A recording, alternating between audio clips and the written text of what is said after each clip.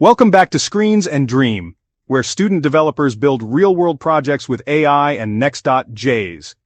I'm Mohammed Jibran Rayhan, a full-stack developer, Class 10 student, intern at Combine Foundation, and an active learner at GIAIC. This is day 6 of our 7 days of coding with Next.js. Today's episode is all about creating API routes and handling form submissions in Next.js14 using the app router. So what are API routes in Next.js? Well, Next.js allows you to create backend functionality right inside your app using API routes. These are perfect for things like handling form data, connecting to a database, sending emails, or processing authentication. In the app router, you'll put your API routes inside the /app/API/ folder. Now let's build a basic form submission route. In your file structure, create /app/API/contact/route.ts.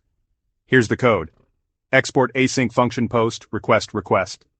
Const body =, await request.json, const name email message =, body, console log form submitted body, return new response json.stringify, success true message form submitted successfully, status 200.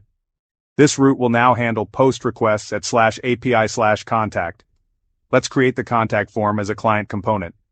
Import useState from React. Set up your form data state and write a handle submit function that sends the data using fetch to your API route.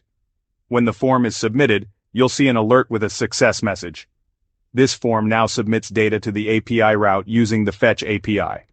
So where do you use API routes in the real world? Think contact forms, product orders, user registration, newsletter subscriptions, basically anytime you need to handle data from a user. You can even connect to databases like MongoDB, Supabase, or Firebase. Congrats!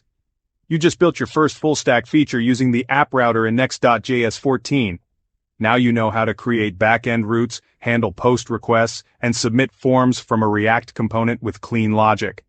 Up next, day 7 is all about deploying your project to Vercel and testing everything live. Don't forget to like this video, subscribe to Screens and Dream, and drop a comment with #code with Jibran if you're coding along.